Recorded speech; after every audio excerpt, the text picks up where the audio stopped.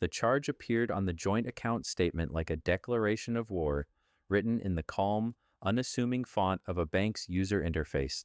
$15,000. It was a sum that could represent a down payment on a modest home, the entirety of a respectable university education, or in this case, a single girl's trip to the Amalfi Coast. Ethan stared at the number, his coffee growing cold beside his laptop. The amount itself wasn't the core of the issue. The problem was the casual cruelty of it, the flagrant disregard. It was a monument to the chasm that had opened between him and his wife, Sarah. He thought she was enjoying a well-deserved break with her friends. He didn't know she was auditioning for a new life. Within 3 weeks, the photos from that trip would not just end a marriage. They would dismantle an empire, unmask a fraud, and teach a family that had forgotten the meaning of the word a brutal lesson in consequences. The betrayal wasn't in the spending. Not really. It was in the quiet assumption that he, Ethan, was a resource to be tapped, a foundation to be stood upon without acknowledgement or gratitude. He was the silent partner in the glamorous life of Sarah Vance, the steady, boring man who made her world of brunches, benefits, and boutique shopping possible. Or so she believed. What she didn't know was that the life she considered so far above his was, in fact, a small, poorly decorated room in a mansion he had built in secret. He clicked away from the bank statement, his jaw set. A familiar ache settled behind his ribs, the dull pain of being perpetually underestimated. He had loved Sarah for her fire, for the vibrant energy that had once seemed to light up the world. Now, that fire only seemed to cast long, distorted shadows, making him feel small and gray in comparison. He navigated to her social media page, a place he usually avoided. It was a curated gallery of a life he barely recognized, filled with posed laughter and brand names. And there they were, the photos from the trip, tagged, shared, and liked by hundreds of people who saw only the sun-drenched fantasy. He scrolled through them, his expression unreadable. There was Sarah, glass of champagne in hand on a yacht, the Italian coast a picturesque blur behind her. There she was with her friend Chloe, laughing in a piazza, their designer sunglasses catching the light. It was all exactly as she had described it would be. A carefree, luxurious escape. He was about to close the browser when his eye caught a detail in the background of a group photo. It was a man. His arm was draped casually, possessively around Sarah's chair, a glint of a watch on the man's wrist, a distinctive, ridiculously expensive timepiece he had seen before. Julian Croft, a rival developer known for his flashy projects and even flashier personal life. But it wasn't just the man's presence. It was the reflection in the man's sunglasses. In the tiny curved lens, distorted but unmistakable, was Sarah. And she wasn't just sitting there.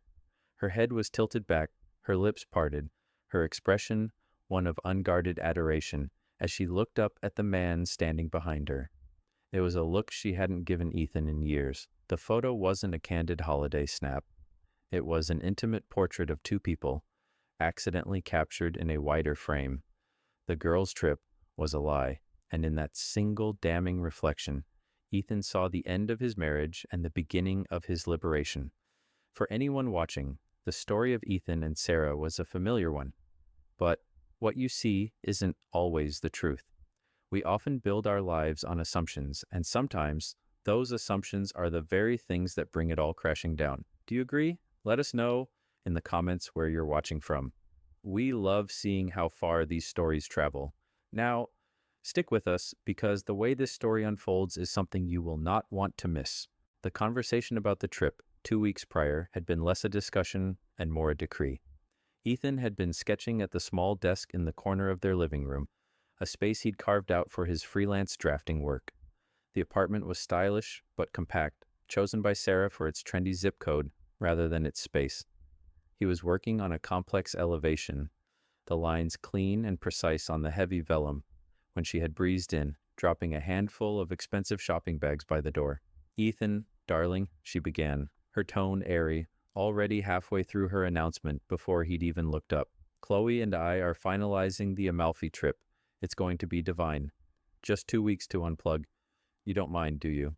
It was not a question. It was a formality, a thin veneer of consideration. He put his pencil down, the graphite tip perfectly sharp. 2 weeks is a long time, Sarah, and Amalfi, that sounds expensive. She waved a dismissive hand, a gesture that was as practiced as it was infuriating. Oh, don't be such a worrier. It's a girl's trip. We need this. You have no idea the pressure I've been under at the gallery. She worked part-time as a curator, a title gifted to her by her father, who was a major patron of the establishment. Her primary responsibility seemed to be attending launch parties. The pressure, Ethan repeated softly, the words tasting like irony. He thought of the deadlines for the waterfront project, the structural integrity reports for the new civic center, the weight of 100 employees' livelihoods resting on his decisions. He looked at his hands, calloused and strong, then at hers, perfectly manicured and adorned with rings he had paid for. Yes, the pressure, she said, mistaking his quiet tone for agreement. Besides, it's an investment in my sanity and my connections. You know how these things work. She leaned down and kissed the top of his head, a perfunctory, condescending peck. It's all booked. I'll just put it on the joint card. You can, budget for it. You can budget for it. The implication hung in the air between them. While she soared, he was the man on the ground, counting pennies, managing the tedious logistics of their life. He was the sensible brown shoes to her glittering stilettos. He said nothing. He simply nodded, a slow, deliberate motion. His silence was her permission. She saw it as acquiescence, the quiet surrender of a man who knew his place. She couldn't see the gears turning behind his calm gray eyes, the careful, methodical process of a master architect examining a fatal structural flaw. In his mind, a ledger entry was made, not in dollars and cents, but in slights and dismissals. It was a long ledger, and this was just the latest entry. The following Sunday, they had dinner at her parents' estate. The Vance home was a sprawling, ostentatious mansion that prioritized size over taste, a monument to new money. Mark and Eleanor Vance treated Ethan with a kind of polite disdain they probably thought was subtle. They saw him as a necessary but unfortunate appendage to their daughter's life. Ethan, still drawing your little pictures? Mark boomed as they walked in, slapping him on the back with a force that was meant to be friendly but felt like a challenge. Mark was a big man, florid and loud, who had inherited a successful construction supply company and believed it made him a titan of industry. It's called architecture, Dad, Sarah corrected, though her tone lacked any real defense of her husband. Right, architecture, Mark chuckled, pouring himself a large scotch. Building castles in the sky. Meanwhile, we're putting up actual buildings. Just close a deal for the new Northgate Tower. All precast concrete, solid, real. He emphasized the word real as if Ethan's work was imaginary. Ethan simply smiled. That sounds like a big project, Mark. Congratulations. He knew the Northgate Tower project well. He knew the developers, the investors, and the precarious financing that held it all together. He also knew that Ethelred Designs, his firm, had been approached to consult on the project's troubled aesthetic and structural redesign, a fact he kept to himself. Dinner was a masterclass in humiliation. Eleanor went on at length about Sarah's upcoming trip. I'm just so thrilled she's getting away. All those wonderful, influential people she's friends with. It's so important to cultivate the right circle. She glanced at Ethan. Some people are content with a quiet life, but Sarah was born for more. Each word was a carefully placed stone, building a wall between them. Ethan ate his overcooked steak, his posture perfect, his expression serene. He listened as they talked about stock portfolios, European travel, and political connections. He was a ghost at the table, a silent observer in a life he supposedly shared. At one point, Sarah, emboldened by her parents' support and 2 glasses of expensive wine, rested her hand on his arm. We really need to think about our future, Ethan, she said, her voice carrying across the table for her parents to hear. This little apartment, it's fine, for now, but I can't live like that forever.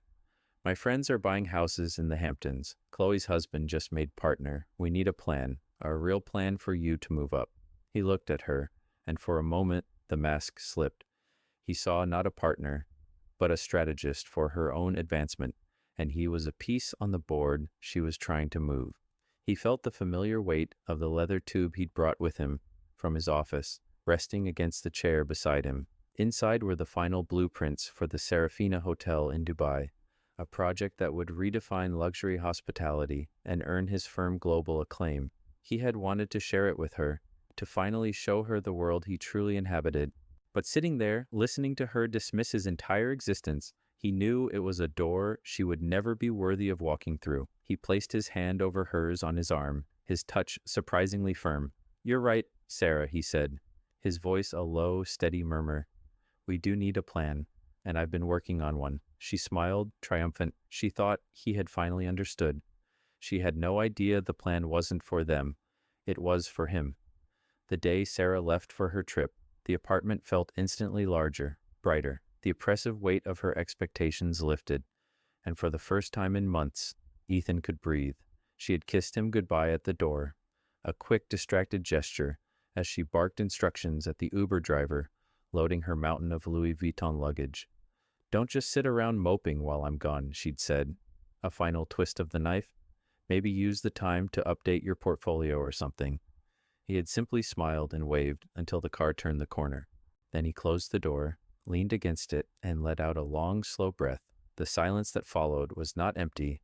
It was filled with possibility. He walked through the apartment, a space that was legally his, purchased years before he'd even met her, a fact she'd conveniently ignored as she'd redecorated it to her own tastes, erasing any trace of him. He ran a hand along a minimalist gray sofa she hated, a piece he'd loved. He looked at the abstract art she'd hung, replacing a beautiful architectural photograph he'd cherished. He wasn't just a guest in his own marriage, he was a guest in his own home. An hour later, he was not in a cramped apartment, but in a sweeping glass-walled office that overlooked the city from 40 stories up. This was the headquarters of Ethelred Designs. The name was a nod to an old English king, an inside joke between him and his original partner, meaning noble counsel. It was a name that commanded immense respect in the worlds of architecture and high finance, yet remained deliberately, almost obsessively, out of the public spotlight. The firm didn't advertise. It didn't have a flashy social media presence. It was known only to those who mattered: developers with vision, financiers with deep pockets, and artists who understood that a building could be a sculpture. "Morning, Ethan," said his assistant, Maria, handing him a steaming mug of black coffee, just the way he liked it. There was no Mr. Thorne here. There was just Ethan. His team respected him, not for a title, but for his talent and his integrity. "Morning, Maria. How is the model for the Kyoto Museum coming along?" he asked, his voice losing the hesitant, placating tone it took on around Sarah and her family. Here it was resonant, confident. "They finished the final assembly last night. It's in the main conference room. It's breathtaking." He spent the morning in his element, a master in his own kingdom. He moved between drafting tables and 3D modeling stations, his eye catching the smallest flaw, his suggestions refining a brilliant design into a perfect one. He wasn't just a draftsman drawing little pictures. He was conducting a symphony of glass, steel, and light. The man his wife saw, the quiet, unambitious Ethan, was a character he played, a disguise he had adopted out of a misguided hope that she would one day love him for who he was, not for what he had. That hope was now dead. In the afternoon, he met with his lawyer. Evelyn Reed was a woman who was as sharp and elegant as the steel frames of his buildings. Her office was discreet, her reputation impeccable. She specialized in complex asset management and even more complex divorces. Ethan sat across from her, not as a wounded husband, but as a client. He calmly laid out the situation, his voice even, his narrative precise. He spoke of the joint account, the demeaning comments, the years of quiet, emotional, and financial exploitation. And then he showed her the photo, the reflection in Julian Croft's sunglasses. Evelyn looked at it, her expression neutral. She pushed her glasses up her nose. "This is clear evidence of infidelity, of course. But you've been building a case for much longer than this, haven't you?" Ethan nodded. "I have. I operate on contingency plans, Evelyn. It's the architect in me. You have to account for every possible point of failure." He slid a thick binder across the table. "This contains documentation of every major asset: the apartment, the beach house in her name that I funded, the holding companies through which I control the mortgages on her parents' home and their primary commercial property. It also includes my firm's complete financials and evaluation report from 3 separate auditors. Evelyn opened the binder. Her eyebrows rose slightly as she scanned the first page. Then they rose higher. After a few minutes of silent reading, she closed the binder, a slow, deliberate action. She looked at him, and for the first time, a glimmer of a smile touched her lips. "My God, Ethan," she said, her voice a low murmur of admiration. "She thinks she married a draftsman. She married an emperor. She married a man who wanted a partner, not a subject," he corrected softly. "The marriage has failed. Now, I need to protect my assets and dismantle the illusion." "Dismantle it?" Evelyn asked, leaning forward. "Ethan, with this evidence, you could utterly destroy them publicly." He shook his head. "That's not the goal. Revenge is beneath me. I want justice, and justice in this case is simply the truth. I want them to see the reality they've refused to acknowledge. I'm not going to ruin them. I'm going to allow them to ruin themselves with their own arrogance. I just need to provide the stage and the script." He steepled his fingers, his gaze fixed on the city skyline outside her window. "Sarah's father is planning a dinner to celebrate a new business deal. I believe that would be the appropriate venue." While Sarah was posting photos of sunsets and Aperol spritzes, Ethan was methodically deconstructing the architecture of her life. He worked with a quiet, chilling precision. His days were spent at Ethelred, overseeing projects that were changing city skylines across the globe. His evenings were spent in his silent apartment, coordinating with Evelyn and digging deeper into the web of deceit Sarah had woven.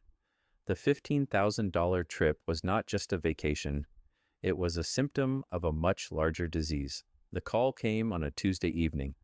The caller ID was a number he didn't recognize. "Is this Ethan Thorne?" a young, nervous voice asked. "It is. To whom am I speaking?" "My name is David Chen. I work at Vance Construction Supply in the Junior Acquisitions Department." Ethan's posture straightened. He recognized the name. David was a bright young analyst he'd met at a company function a year ago. Ethan had been impressed by his sharp questions and his obvious frustration with the stagnant culture at Mark Vance's company. They had spoken for 20 minutes about urban planning and sustainable materials, a conversation David likely thought was a polite distraction. But Ethan had remembered. "I remember you, David," Ethan said, his voice calm and encouraging. "You had some interesting ideas about logistics optimization." There was a relieved sigh on the other end of the line. "You do? Wow. Mr. Thorne, I know this is out of line, but I have to tell you something. I think Mr. Vance is in serious trouble, and I think he's dragging the company down with him." Ethan listened, his face a mask of concentration. David explained that the big new deal for the Northgate Tower was not as solid as Mark was pretending. The primary investors were getting cold feet, concerned about Vance Supply's outdated methods, and more importantly, Mark's volatile leadership. To secure the final round of funding, Mark had essentially bet the entire company, using all its assets as collateral and, David suspected, falsifying some of the asset valuations. He's been telling the investors he has a strategic partnership in the works with a top-tier design firm, David said, his voice dropping. He's been dropping the name Ethelred Designs. He says he has an inside track. He told them the partnership is all but guaranteed. Ethan felt a cold clarity settle over him. Mark wasn't just arrogant. He was a fraud, using Ethan's own secretly held reputation as a bargaining chip. And what would happen if Ethelred were to publicly state they have no intention of partnering with Vance Supply? Ethan asked, the question purely rhetorical. "The deal would collapse instantly," David said without hesitation. "The investors would pull out, the loans would be called in. The company wouldn't survive the week. Mr. Thorne, I've seen how he and his family treat you. It's not right. I thought you should know what he's using your name for." "You did the right thing, David," Ethan said, his voice firm. "Your integrity is noted. Don't worry about your position. You'll be taken care of. Just email me everything you have. Use a private account." After the call, Ethan sat in the dark for a long time. The pieces were all fitting together, forming a picture of staggering hubris.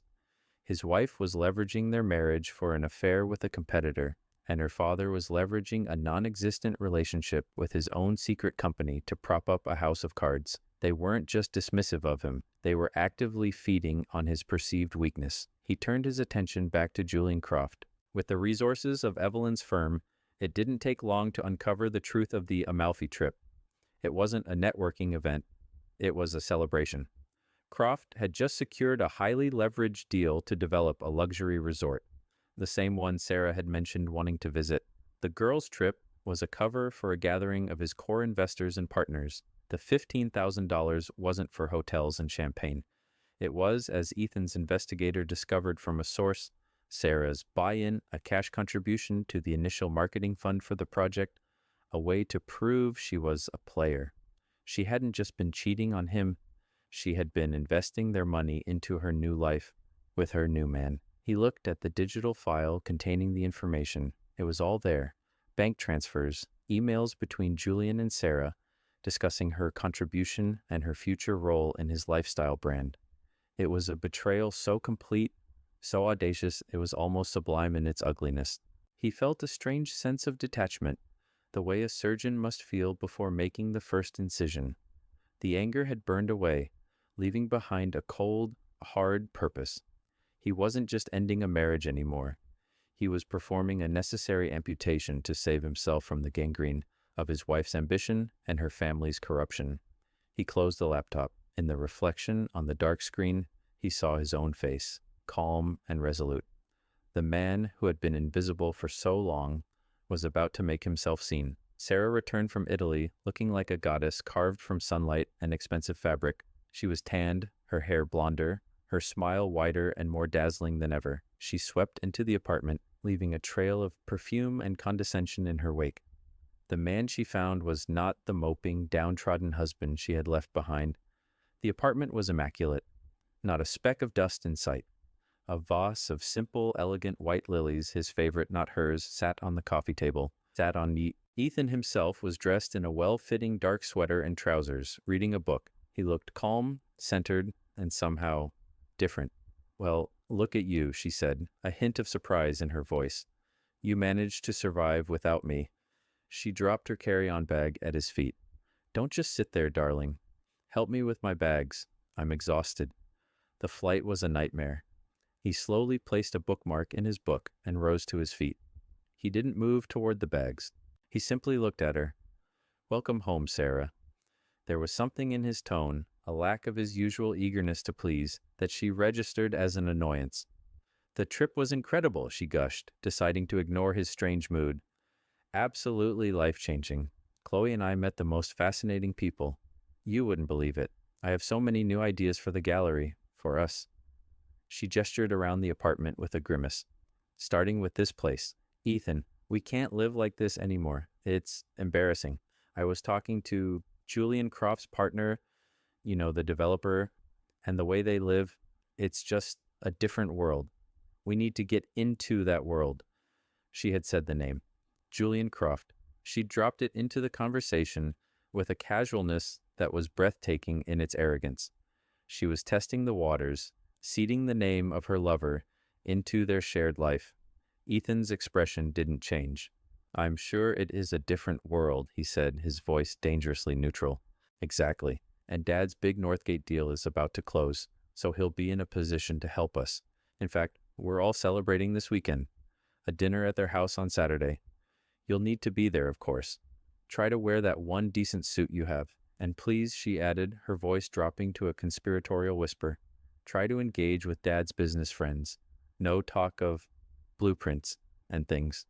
He felt a laugh, cold and sharp, rise in his chest, but he suppressed it. It was perfect. The stage was not only set, the actors were calling for their places, completely unaware of the script's final devastating act. "Of course," he said, his voice a soft murmur. "I wouldn't miss it for the world." For the next few days, he was a ghost in his own home. He was attentive, polite, and profoundly distant. He listened to her endless stories of Italy, stories that were a carefully edited fiction. He heard about the food, the sights, the hilarious misadventures with the girls. He nodded and smiled, and with every lie she told, another brick was cemented into the wall he was building around his heart. She mistook his silence for sullenness, his calm for defeat. She saw a man receding into the background, and it thrilled her. He was becoming exactly what she needed him to be, a footnote in the story of her grand ascent. On the evening of the dinner, as he was fastening his watch, a simple, elegant timepiece that was worth more than her entire collection of designer bags, a fact she'd never thought to inquire about, she appraised him from the doorway. "Well, you clean up nicely," she conceded. "Just remember what I said. Be charming, be supportive, and let me and my father do the talking." He turned to face her. He looked at her in her shimmering cocktail dress, her face a perfect mask of makeup and confidence. He saw, for the last time, the woman he thought he had married and the stranger she had become. He felt a pang, not of love, but of sorrow for the man who had tried for so long to build a bridge across an unbridgeable canyon. "Don't worry, Sarah," he said, and his voice was so quiet, so devoid of emotion, that it should have been a warning. "I won't say a word more than is necessary." He picked up a sleek leather briefcase from the bed. Inside, it contained no blueprints. It contained only facts, hard, sharp, and undeniable. As they walked out the door, she slipped her arm through his, a proprietary gesture for the public eye. It felt like holding the arm of a statue. The quiet before the storm had ended. The first drops of rain were beginning to fall. The Vance dining room was an exercise in theatrical opulence. A long mahogany table, polished to a mirror shine, reflected the glittering crystals of an oversized chandelier. At the head of the table, Mark Vance sat like a king on his throne, his face flushed with scotch and self-satisfaction. His wife, Eleanor, sat to his right, her smile as brittle and expensive as her jewelry.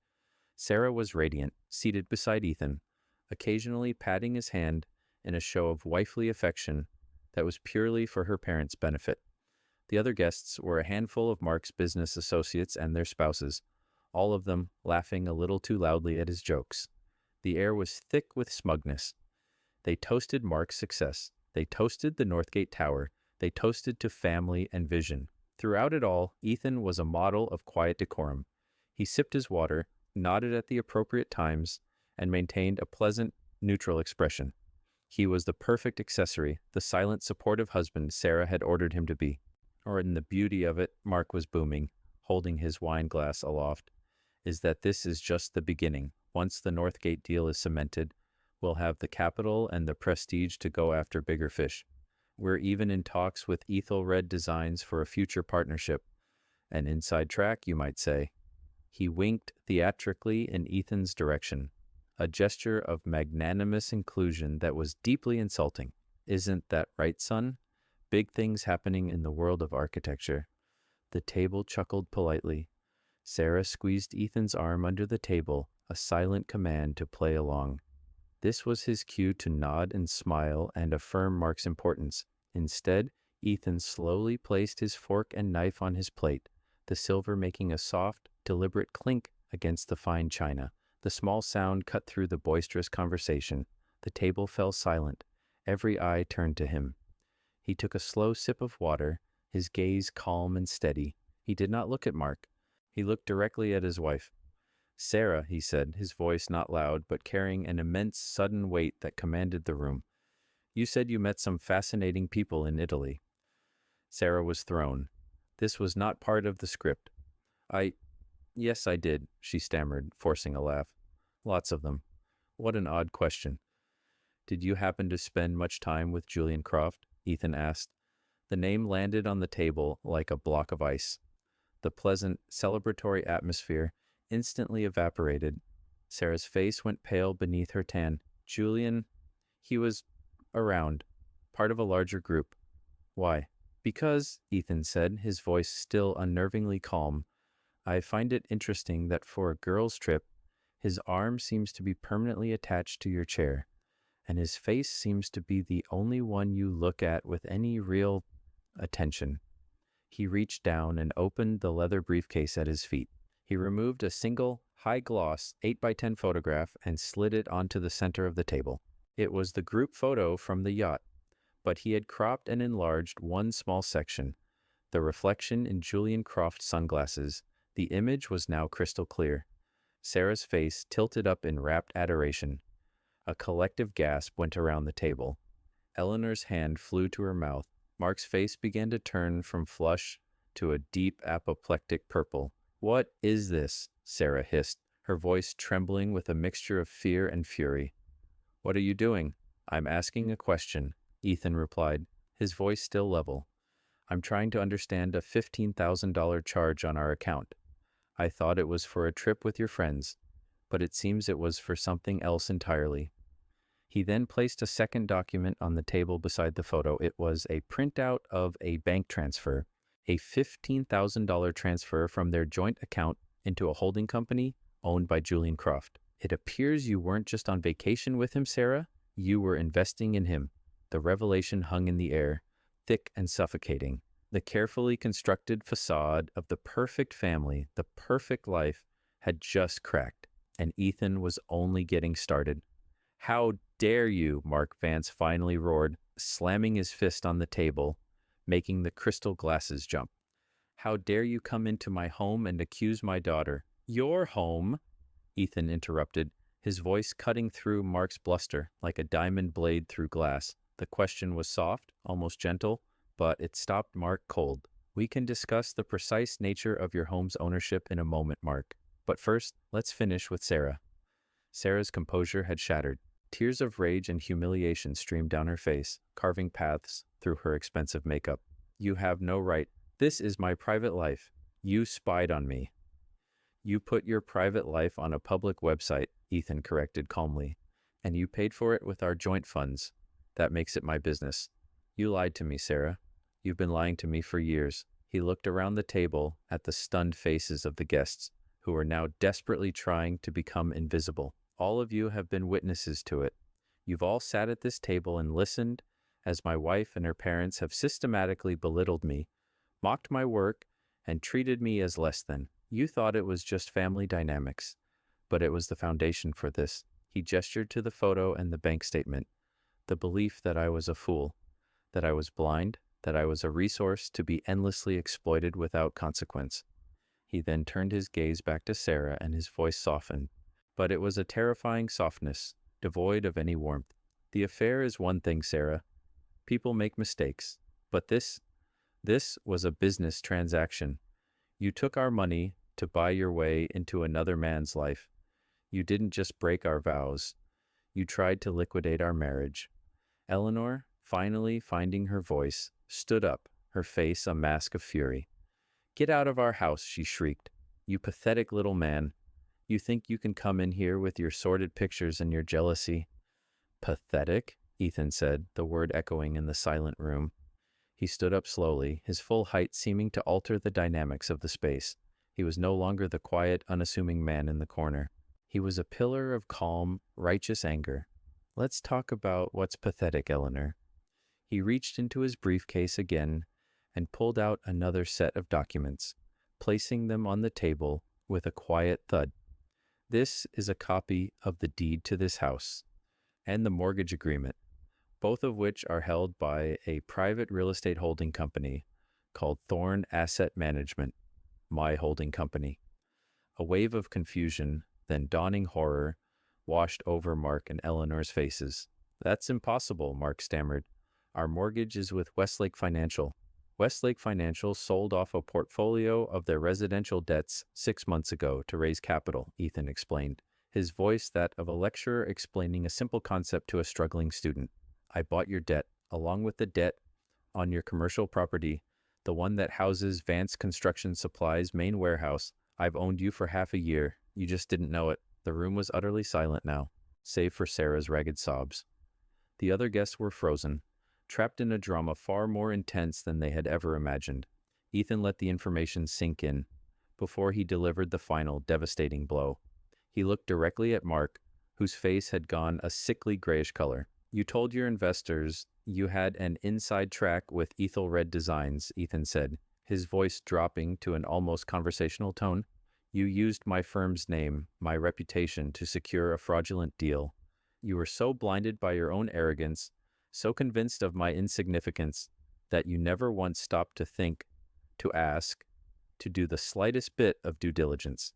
He paused, letting the weight of his words press down on the man. Mark, he said, the theatricality gone, replaced by a simple, brutal truth. My name is Ethan Thorne. I am the founder, principal architect and sole owner of Ethelred Designs. The statement landed. Simple, devastating, final. The sound of Eleanor's wine glass slipping from her fingers and shattering on the floor was the only sound in the room.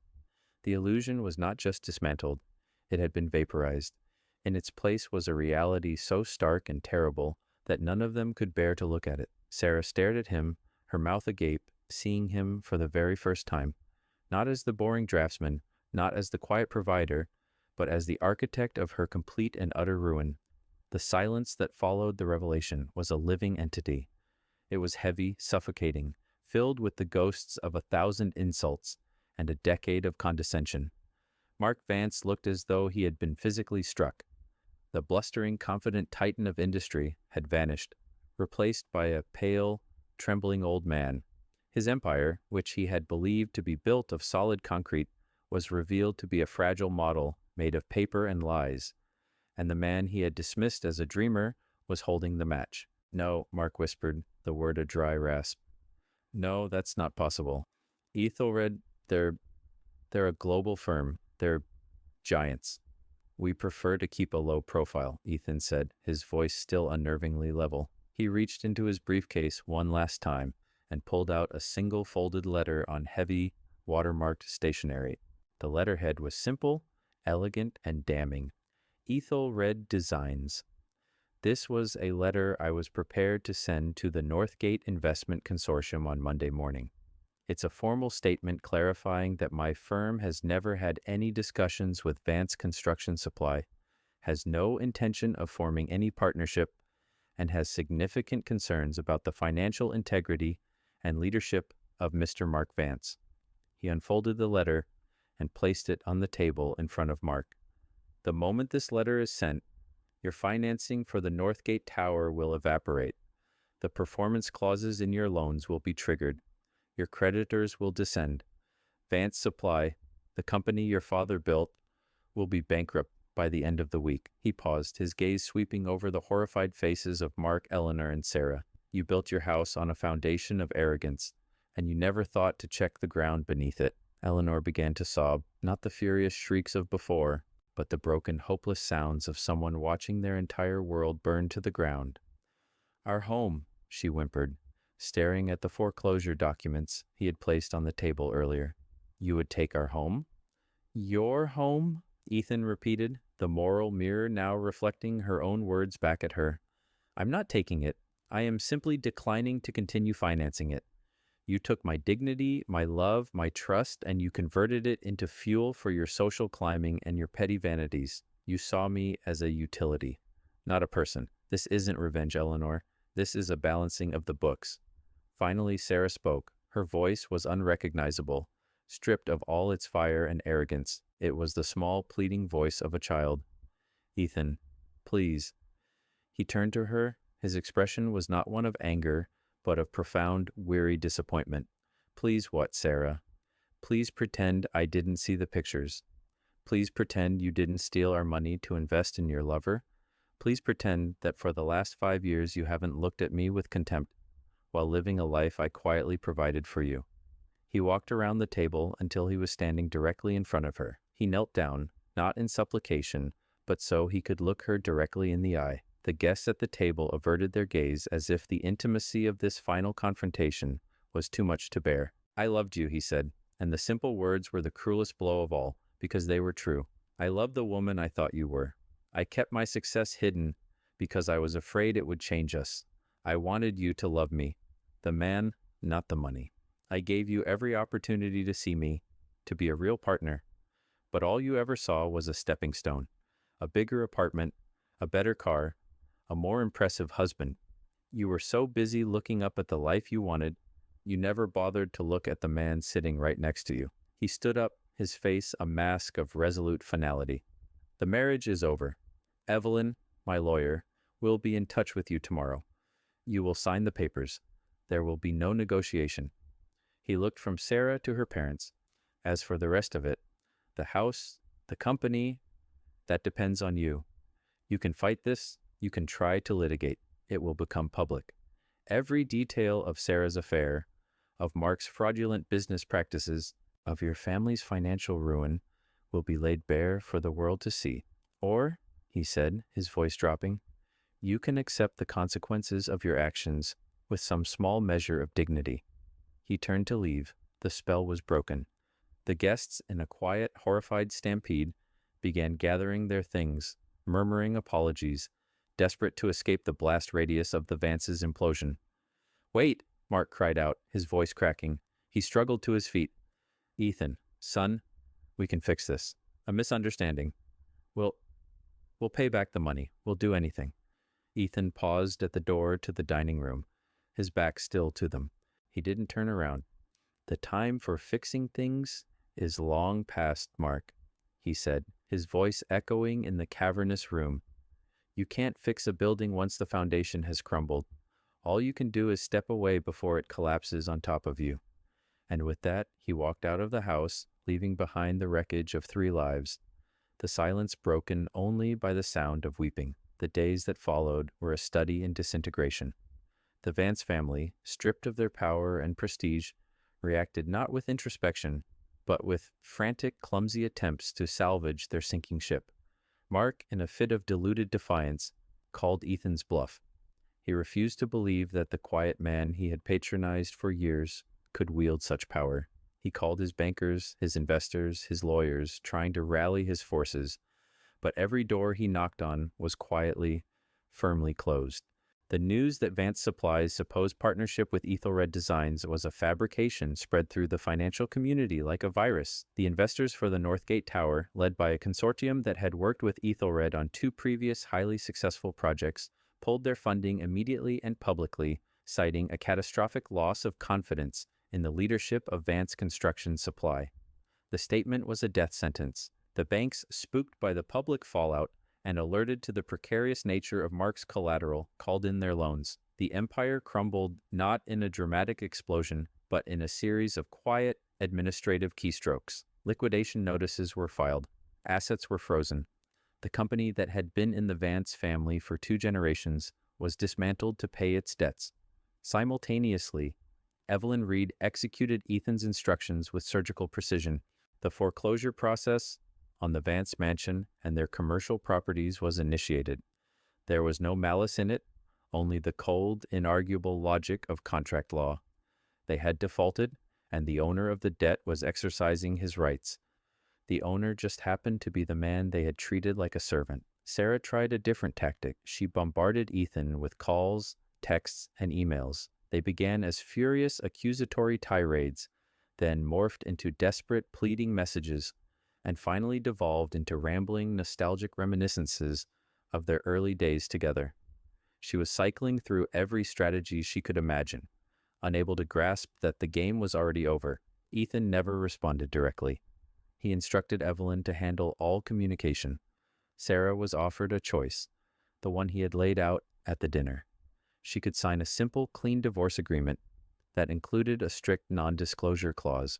In exchange, he would not pursue any legal action against her for the misappropriated funds and would provide her with a one-time lump sum payment. It was not a fortune, but it was enough for a person to start a new life, to get a small apartment, and find a real job. The alternative was a contested divorce, where he would countersue for fraud and all the sordid details of her affair with Julian Croft, who had, upon hearing of the Vance family's collapse, immediately cut all ties with her, would become public record. For a week, Sarah held out, trapped in the cage of her own pride. She couldn't accept a life without status, without the admiration of others. She called her friends Chloe and the others from her gilded circle, looking for support, for an ally. She found none. To them, she was now toxic, a cautionary tale. They didn't return her calls. Finally, broken and utterly alone, she called Evelyn. Her voice was a ghost. "I'll sign," she said. The signing took place in Evelyn's sterile conference room. Sarah was a shadow of her former self. The designer clothes were gone, replaced by simple, nondescript attire. Her face was pale and drawn. She read the document, her hands trembling slightly. It was a complete and total surrender. She would walk away with a fraction of the wealth she had taken for granted, and she would be bound by silence. She looked up at Evelyn, her eyes hollow. "Does he hate me?"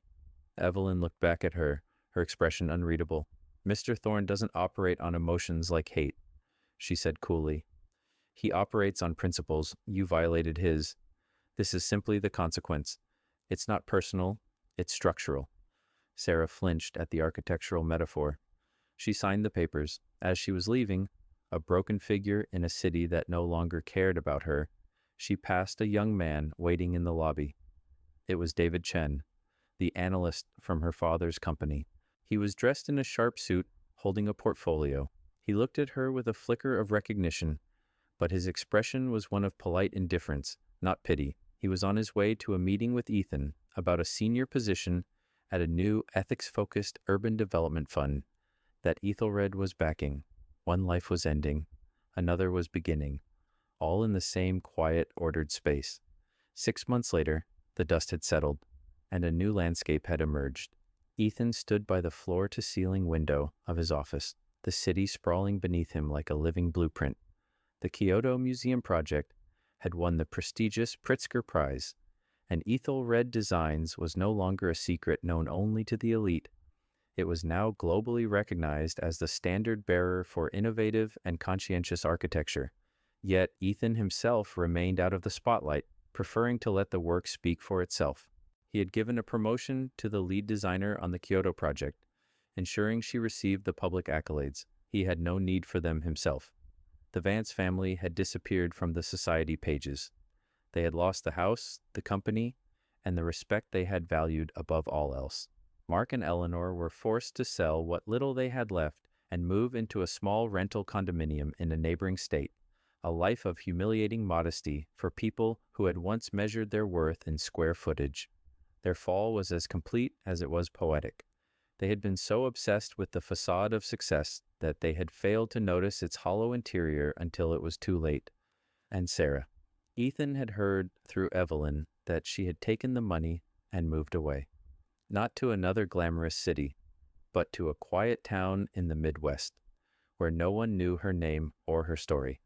She had taken a job as an administrative assistant at a small community college. The reports indicated she was quiet, diligent, and kept to herself. She was, for the first time in her life, living within her means. She was building something real, however small, on a foundation of her own making. Whether this was the beginning of redemption or simply a period of exile, Ethan didn't know. And he found, to his surprise, that he didn't need to. His purpose had not been to punish her, but to free himself. Her future was her own to build or to demolish. He thought back to the dinner, to the moment of revelation. He felt no lingering triumph, no satisfaction in their ruin. He felt only a quiet, somber sense of order restored.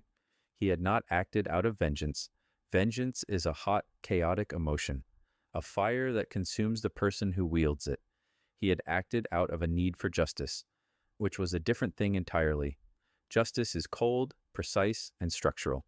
It is about correcting an imbalance, about ensuring that a foundation is sound. He had spent years of his life designing structures that could withstand earthquakes and hurricanes. In the end, he had simply applied the same principles to his own life. He picked up a simple fountain pen from his desk, its weight familiar and comforting in his hand. It was the same pen he'd held in his pocket during that humiliating dinner at the Vance estate so long ago. He uncapped it and turned to a fresh sheet of paper, the blankness of it not empty, but full of potential. He began to sketch, a line, clean and true, then another. He wasn't building a castle in the sky. He was designing a library for a children's hospital, a pro bono project his firm had just taken on. It was a space for quiet, for healing, for imagination. It was a space built not on ego or ambition, but on empathy and hope. The pain of Sarah's betrayal had faded, leaving behind not a scar, but a newfound clarity.